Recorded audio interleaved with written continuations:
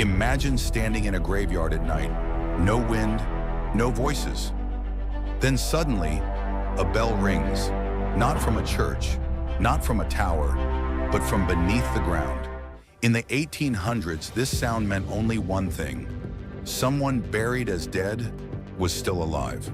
During the 19th century, fear of premature burial was widespread across Europe and America. Medicine was unreliable. Doctors lacked modern tools to confirm death. No heart monitors, no brain scans. A shallow breath, a weak pulse, or a temporary coma could easily be mistaken for death. And when that happened, the consequences were horrifying. People were declared dead, placed into coffins, and buried while still breathing. This fear even had a name, taphophobia, the fear of being buried alive. And it was not irrational. It was based on real discoveries that haunted families and shocked entire communities. Coffins were later exhumed and found scratched from the inside, fingernails broken, wood clawed apart, bodies twisted into unnatural positions, faces frozen in terror. These were not legends. They were documented cases. And once people realized the truth, a terrifying question emerged. What if it happens again? To solve this problem, inventors did something unthinkable. They redesigned death itself. By the mid-1800s, patents began appearing for something called the safety coffin. These were not ordinary coffins. They were fitted with escape systems meant to give the buried a second chance at life. A rope was tied to the hand of the deceased. That rope ran through a tube to the surface. At the end of it, a bell. If the person woke up underground, all they had to do was move their hand, and the bell would ring. Some designs included air tubes to breathe through. Others had flags that would rise above the grave. A few even included glass viewing windows positioned near the face, so watchmen could look for signs of movement. Graveyards were no longer silent places of rest.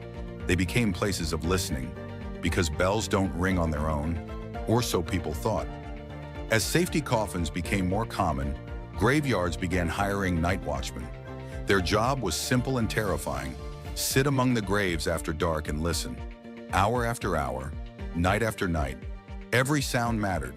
A ringing bell meant hope. It also meant horror, because it meant someone had been buried alive. Some reports claim bells did ring. In rare cases, graves were reopened quickly enough to save the person inside. In others, the bell rang, but no one heard it in time. And sometimes the bell rang for reasons no one could explain. Wind, animals, shifting soil, or something else. Newspapers of the era fueled the fear.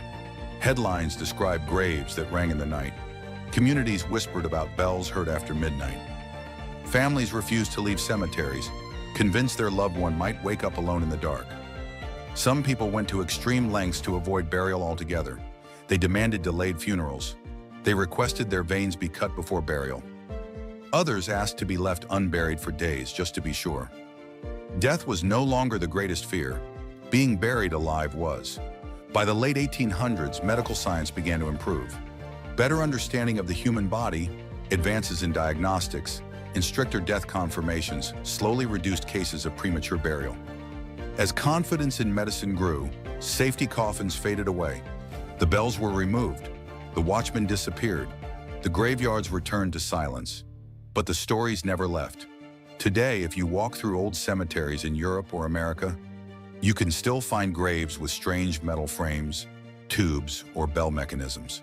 Rusted, forgotten, but real. They are reminders of a time when death was uncertain and burial was a gamble. The bells that rang from graves were not symbols of superstition. They were symbols of fear, hope, and human ingenuity. They existed because people refused to accept that death should be final if it wasn't certain. And because history taught us something chilling. Sometimes the dead weren't dead at all.